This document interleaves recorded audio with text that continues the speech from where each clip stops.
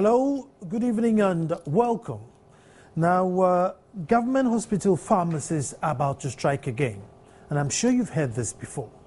Now, it's very strange that at one end we hear that the wage bill is too big, and then on the other end you hear workers always agitating, no, we want more money. But then this dates back to migrating of workers onto the single spine, and somehow the pharmacists are saying that we are worse off. By law, you can never make anybody worse off when you're migrating them to a supposedly good salary.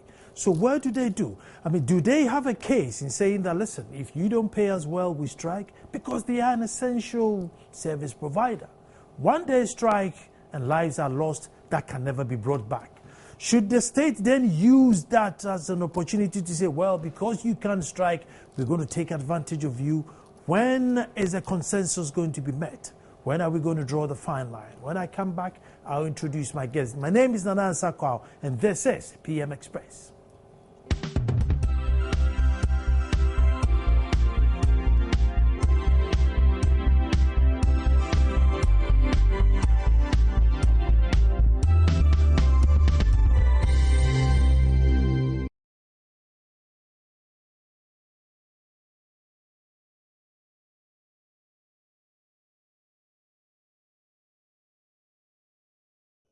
Well, government and hospital pharmacists again on strike. The Government and Hospital Pharmacists Association, GOSPA, a week ago announced its decision to withdraw some services offered to patients at various government hospitals, which was to see members limit their working hours only to weekdays.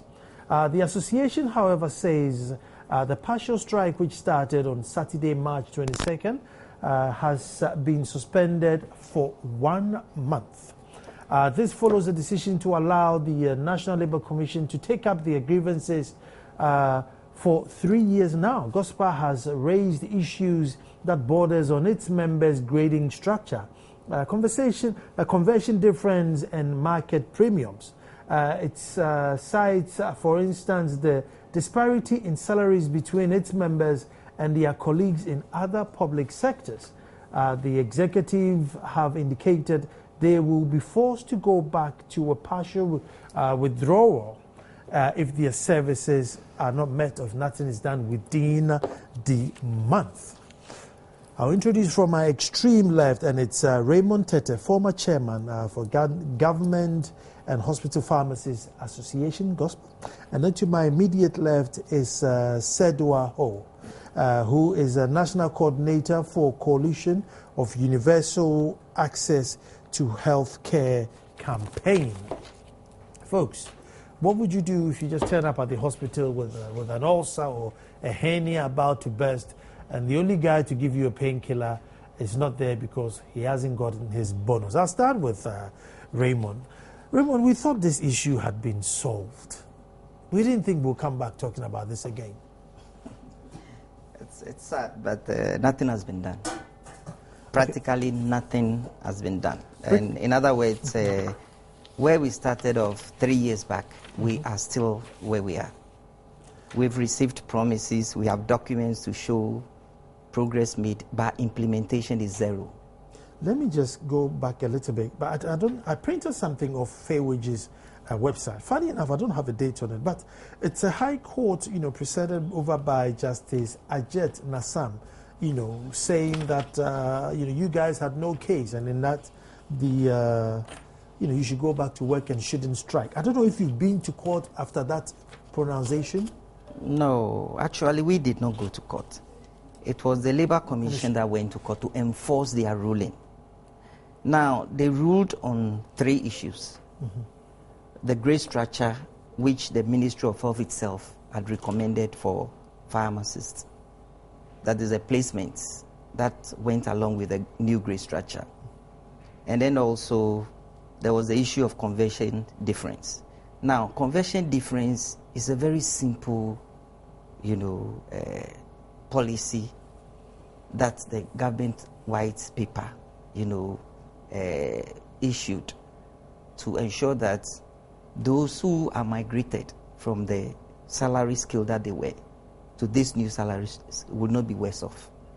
And the ILO recommends, that is the International Labour Organization, that wherever policy is implemented, workers should not be worse off.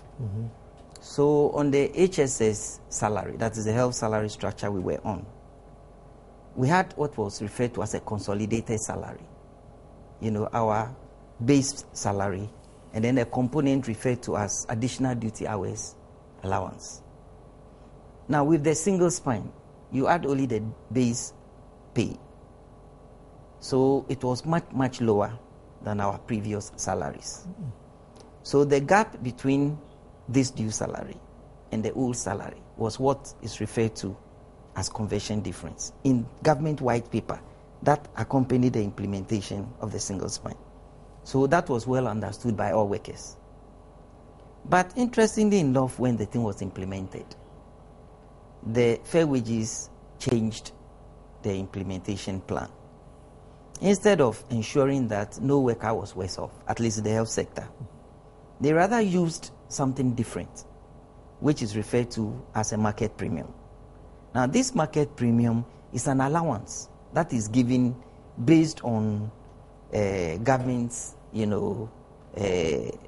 assessment of a particular profession or job in, scarcity. In other words, those providing the service are not available. So the fewer you are, it means you are doing more work. And that was why it was introduced, to mitigate, against that, so that you won't have people going out of the country, etc. Now, that was not meant to be part of the salary. But then Fair Wages decided to bring that on board onto the base pay, so that if your salary then is much lower than what you were getting previously, the small gap is then referred to as conversion difference. But then if your pay is much, much higher than what you were obtaining previously, then it meant that you are no more going to get any conversion difference, because you are now getting far, far more than you had. So that went against pharmacists, because previously we were getting something which was quite, acceptable. It was negotiated. But this particular one brought us much, much lower than our previous salaries. And so we realized we'll be worse off. Now, in the computation, we realized that whilst our other colleagues within the health sector got more than 100% salary increment, we got only about 20% salary increment, if you take what we were obtaining previously. And we felt that it was not fair. There should be some parity. So this was what led to agitation in the earlier instance. But then that was resolved, because we were brought back onto the old salary structure until these issues were resolved, in the sense that Fair Wages did not complete negotiations with us before migrating us. So you went back to the HSS? Yes, system. we were taken back to the HSS. And at the moment you're on HSS? No. Following that, we had to go through various negotiation processes.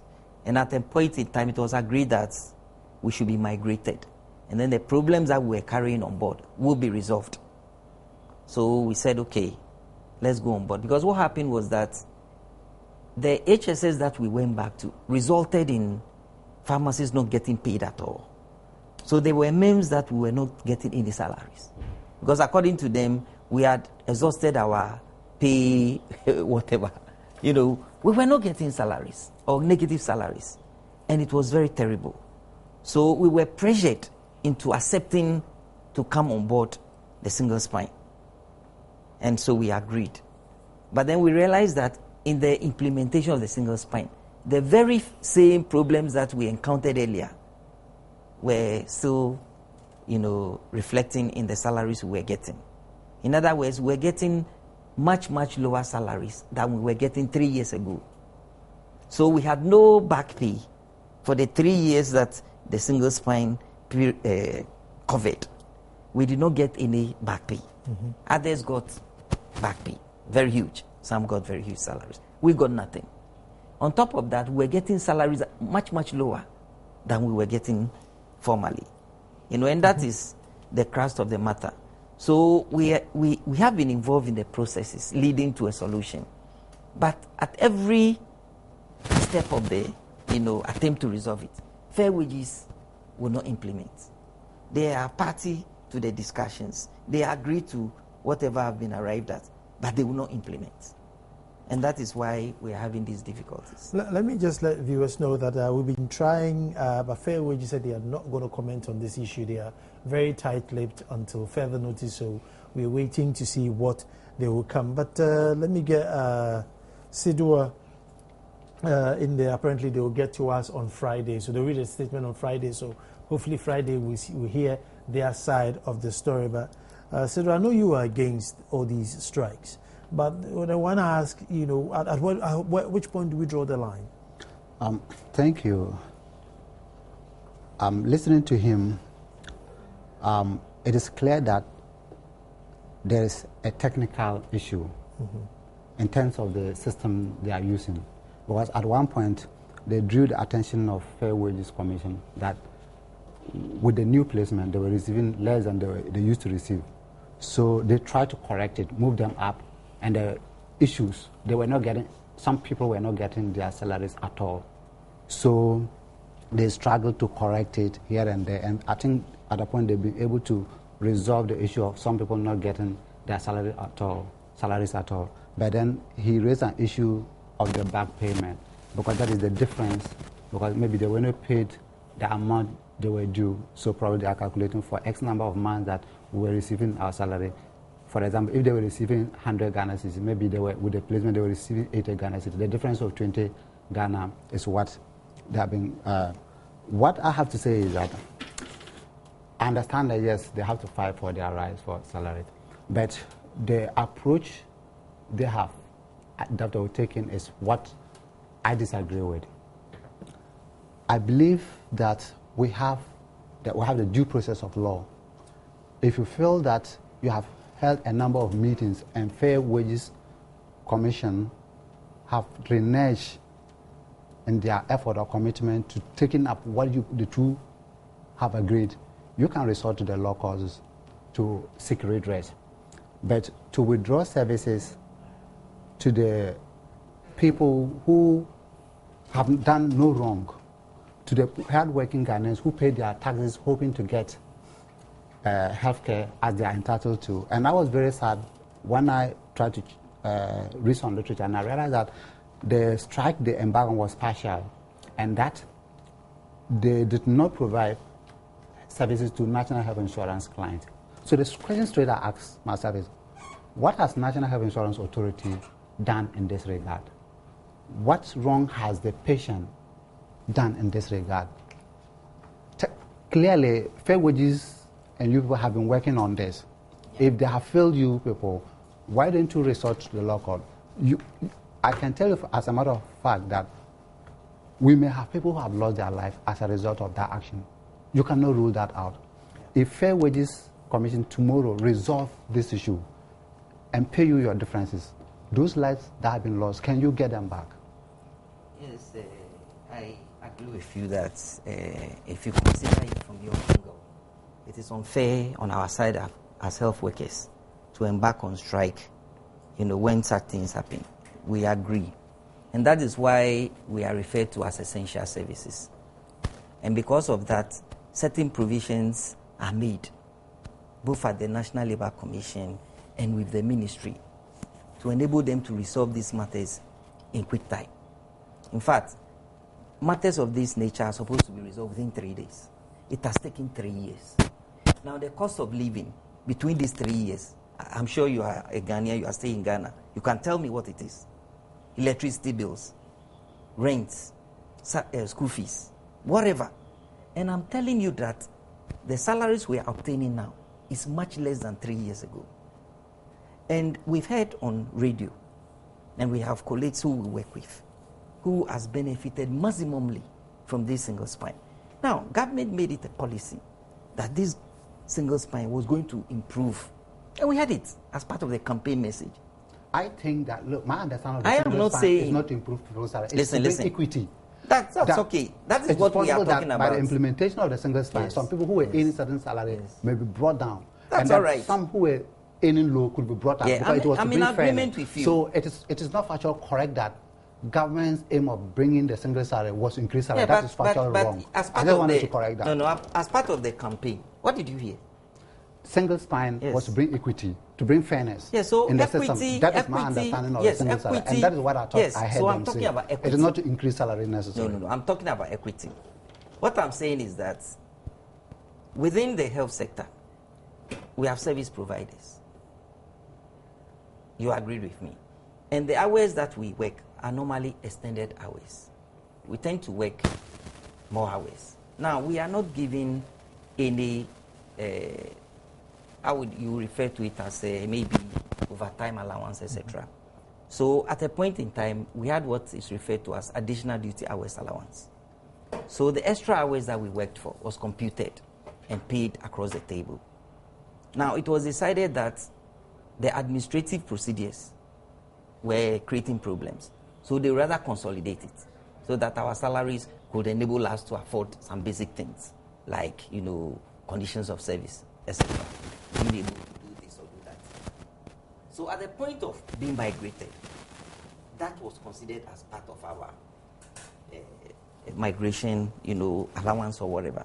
Now, in the computation of this, there were mistakes that were made. I'll come back to the computation. I'll just take a quick break and come back to the computation. But when we come back, I need to find out, we'll go back to this court case decision and how we've ended up here. Stay tuned.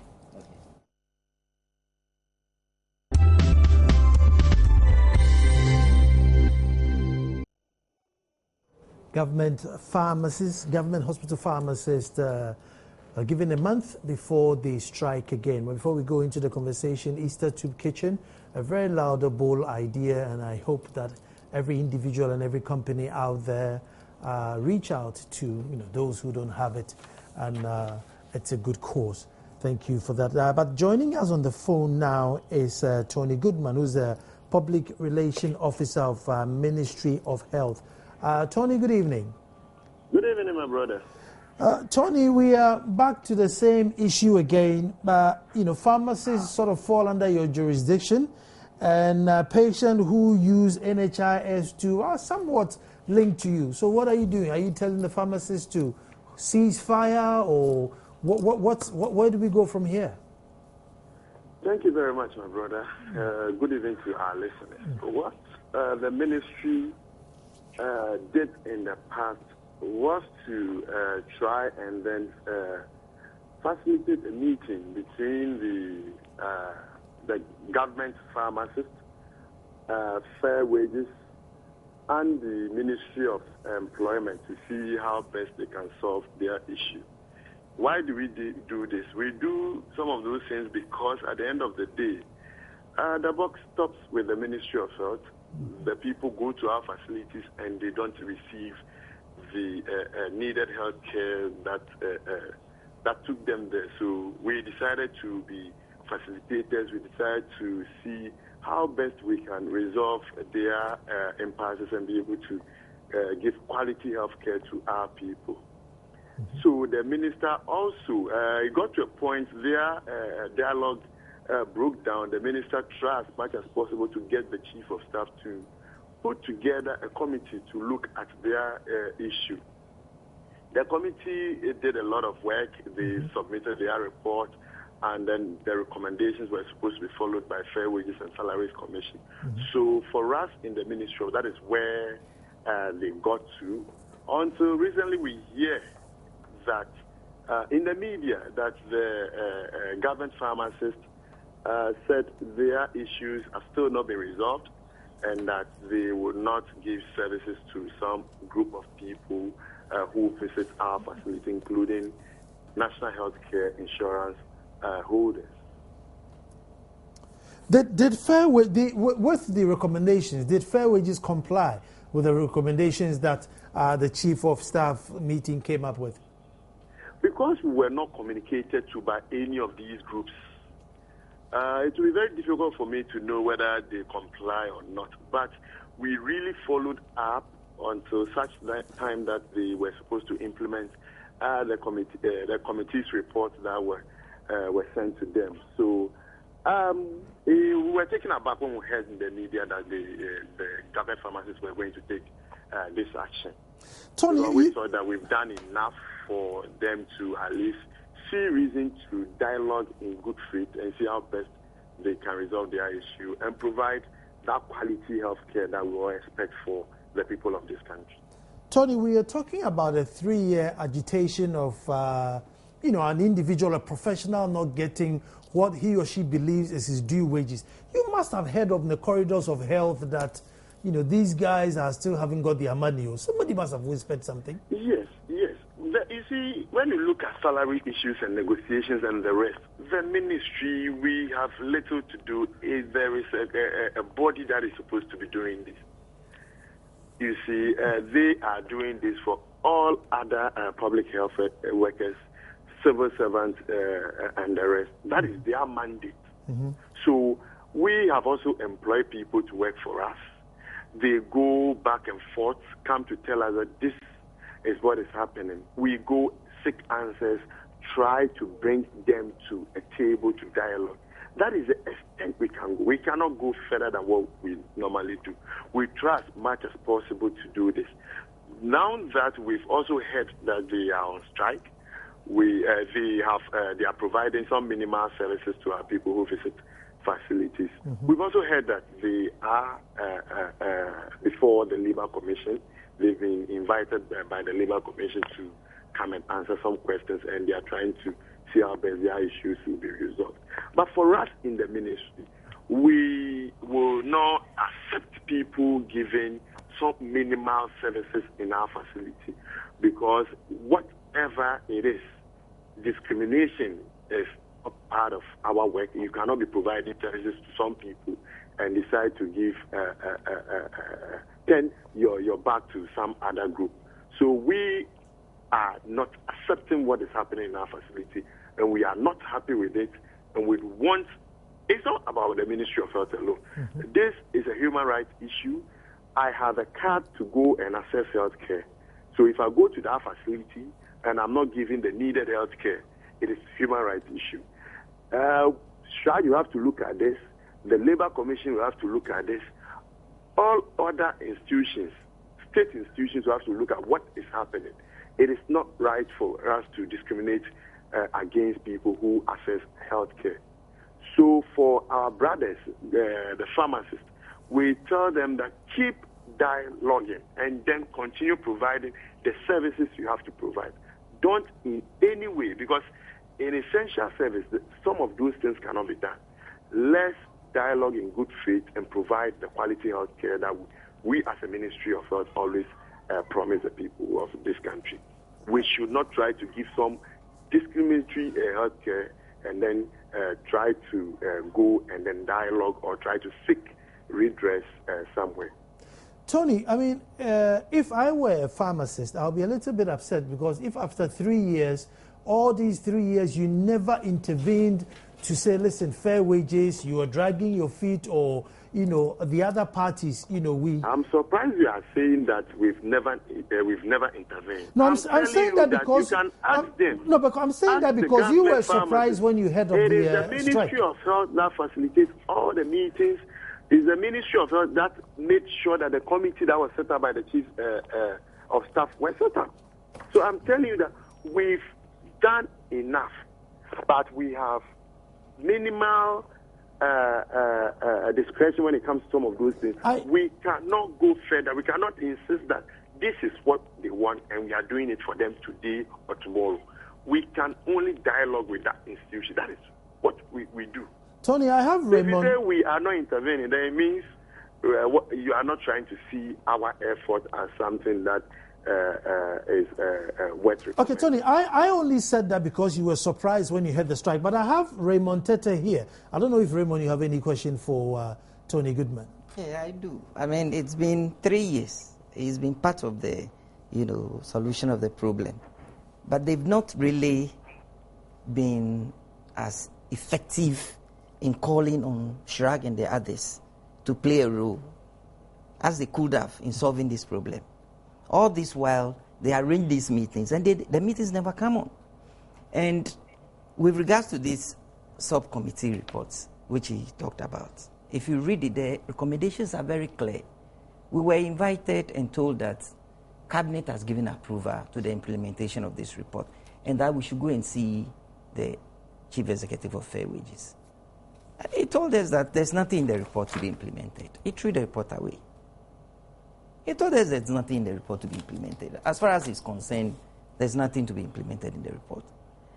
What do you expect us to do? Now, this committee met us. They met Labor Fair Wages. They met Labor Commission. In fact, they got some reports. When you read it, it's very comprehensive. And it identifies all the problems. In fact, if this is implemented, all the problems will be solved.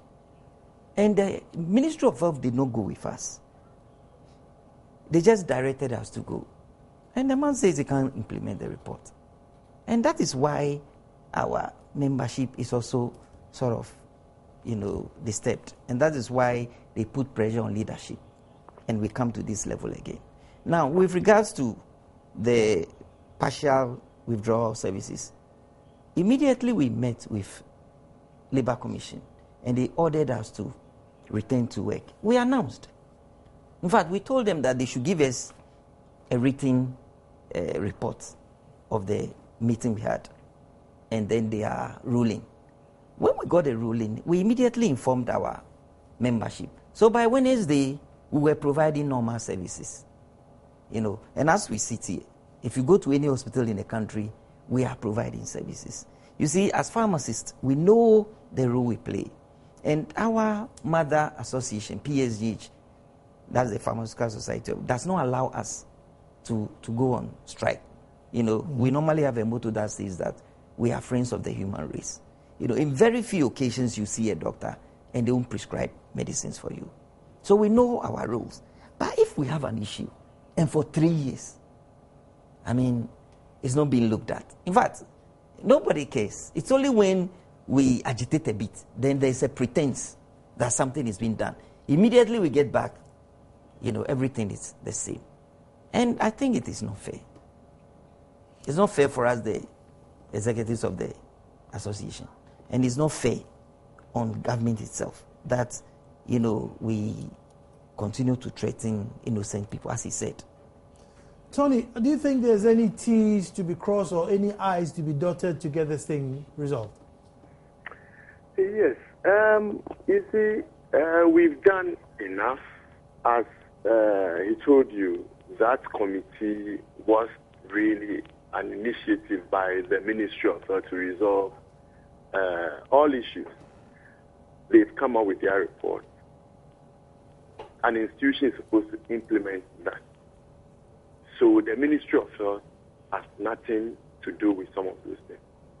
You will have to now ask the institution, why are they not doing what they are supposed to do? Is there something that also contravenes their own rules? What is the reason? Then we are asking the right institution the right question. Tony, maybe if I may ask, has the Ministry of Health not got maybe more weight than the Pharmaceutical Society on its own? Maybe the ministry will have more weight so that if you walk to Fair Wages or if you walk to Shiraj and demanded something for some group of your members or some group of your workers, maybe you would hold more water. That is what we do. Maybe I'm surprised he's telling you that the day they were supposed to go to Fair Wages, we didn't go with them. This is an association. You don't expect us to be following anywhere you go. If you want us to go... No, but this is a serious matter. Let me tell you... Tony, this is a serious matter. It's not like you're going for a picnic. My brother, let me tell you, we've been part of their issue. We follow them everywhere. We've set up committees to look at their job evaluation, do a lot of work to get to where we are. The 3 years you are mentioning, we've moved from phases to where we are. It's not as if the 3 years nothing was done and we were all there. You can ask them. We've done a lot of work by the Ministry of... We really spearheaded by the Ministry of up to where we are now. So it's not as if 3 years nothing was done. A lot of things has gone into the 3 years. So where we are now. Tony, do the pharmacists have a case? You are asking whether they have a case? Yeah, the pharmacists, do they have a case? Whatever it is has been discussed by this committee, and the recommendations are in it.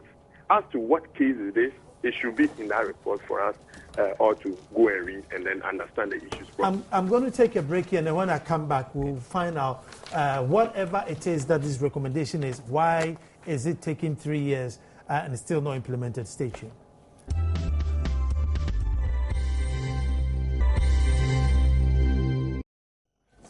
Well, we have documents, and it's strange why this is not being implemented.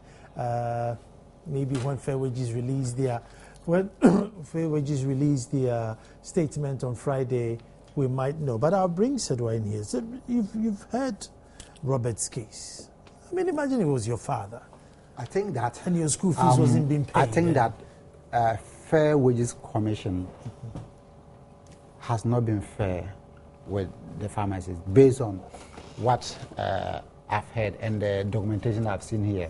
Because the Cabinet Subcommittee report and the recommendations they made, which the Ministry of Health directed the Pharmaceutical Association, the Government Pharmacists Association, to present to Fair Wages Commission for implementation, which the CEO threw away and said there's nothing to be implemented. That wasn't fair. If there was nothing to be implemented, he needed to explain that I have received the report, I have read it, I have seen the recommendations. I haven't seen anything in the recommendation that clearly deals with the issues before us. And there's nothing in it that I can implement. And so I will refer you to go back for advice. But to throw it away and say there's nothing to be implemented, it is not fair. And I think that Fair Wages Commission will have to come out. Like I said, I'm looking forward to the press statement they are going to issue on Friday to see what they're going to say. And then again, I am thinking that the Ministry of Health will need to come into this issue. And then the National Labour Commission, I would want them to go back to court to compel the Fair Wages Commission to act on the recommendations of the Cabinet Subcommittee. Listening to it, I think there's a flagrant disregard to the recommendations of the Cabinet Subcommittee on this issue by the Fair Wages Commission, and I think that is not fair. But I would also like to say that in as much as I sympathize with the Pharmacists Association, I want to say that providers of essential services, including nurses, medical doctors, pharmacists, they should, as much as possible, not to go the way of the strike. It is something that we need to stop doing in this country, because once, this is very important, essential services, once you do that, people lose lives, and later on you resolve the issues and those lives cannot be gone. And I think that the law courts are doing a good job in recent times, and I believe that if it becomes difficult, you can work with the National Labour Commission to go back to court and compel Fair Wages Commission to implement the recommendations of the Cabinet Subcommittee, and Ghanaians and civil society will be willing to solidarize with you in this regard. But we'll wait to see what they are going to say on Friday, hopefully. Yeah. You see, in addition to that, the letter that we were given by the Chief of Staff and then the Secretary to the President, I think it's Dr. Raymond Atuguba, said clearly that the Sub-Cabinet Committee had oversight in resolving the problem. You know, so at the National Labour Commission hearing, the ruling that they gave stated clearly that they are going to see the authority with oversight over fair wages, because it is very clear that fair wages has taken a position, and fair wages, they do not care about the fact that when we go on strike, lives are lost. You are saying it candidly, but I don't think they see it that way, because if they see it that way, they'll play ball in resolving the issue as quick as it could be. Because you see, for we the executives, we try as much as possible to prevent these strikes from taking place. And if they do take place, we hold the fort. Do you understand what I'm saying? The membership may choose to go because we can't stop them. But almost all the leaders, the directors, deputy directors, the senior staff remain at post and work. We provide services. Even the 2-month strikes that we went on, we were at post. So we don't withdraw our services totally because we know the impact of that. And even if we go, we provide medicaments, to various wards to ensure that the nurses can provide services. HIV care, we make sure it goes on. The very crucial services that we realize that without drugs there could be problems, we provide them. So we try as much as possible to, let's alleviate. see if we can clarify this before run out of time. Now, this was on 5th July 2013. And it says, an Accra High Court presided over by Justice Ajit Nassam today has dismissed the National Labour Commission suit against Fair Wages and Salaries Commission to enforce their directive against Wages and Salaries Commission for the payment of conversion difference to the Government and Hospital Pharmacists Association. In his ruling, Justice Ajit Nassam stated that Fair Wages and Salaries Commission had shown by the pay slips of pharmacists exhibited in the court that they had complied with the directive to pay pharmacists who are duly entitled the conversion difference, and that this evidence was neither rebutted by the National Labour Commission nor GOSPA. He goes further and says he therefore ordered the pharmacists to resume work forthwith. He stated that the strike action by essential services are a breach of Labour Act and were bad. So basically, National Labour Commission has gone to court on your behalf. Fair Wages brought pay slips of pharmacists to show to the judge that, listen, the monies that they are talking about we have paid, and therefore they should go back to work. So why are we back here? Now, beyond this, the Cabinet Subcommittee was set up, and look at their recommendations to government. That's beyond this, right? Yeah, beyond this. They said clearly that GOSPA is entitled to the conversion difference. GOSPA is entitled to be paid appropriate conversion difference. HSS base salary minus SSS base salary. This is what the government white paper said. So Fair Wages has distorted the definition of conversion difference, against the interest of the worker, which is not good. Do you get what I'm saying? Okay. Now, the judge probably did not understand what the government white paper said. They saw pay slips that read conversion difference. But why didn't the National Labour Commission, sort of explain this to the judge? Yeah, because the judge or the lawyer who represented the National Labour Commission was not in the city. He wasn't part of the panel. He did not understand what went on before the National Labour Commission ruled that the appropriate conversion difference be paid to pharmacists. She was just their lawyer who came on board to go in defense. So she couldn't, in fact, she was not prepared for the case. Our lawyer was there and could have handled the case, but it wasn't our case. And that is why probably a poor defense was put up. Listening to the ruling, I now understand why Fair Wages Commission wouldn't want to, because this court had ruled, and that case has been thrown out, that they have no case. And so until the National Labour Commission go back to court with this document and with the pay slips, then they can go into the issues for a review of this ruling. Then Fair Wages Commission may be justified to continue to do. Let me add this to it. The last statement says, by this ruling, it has now been established that not all pharmacists are entitled to payment of conversion difference and a single spine salary. Yes, and if you read further the ruling, it says that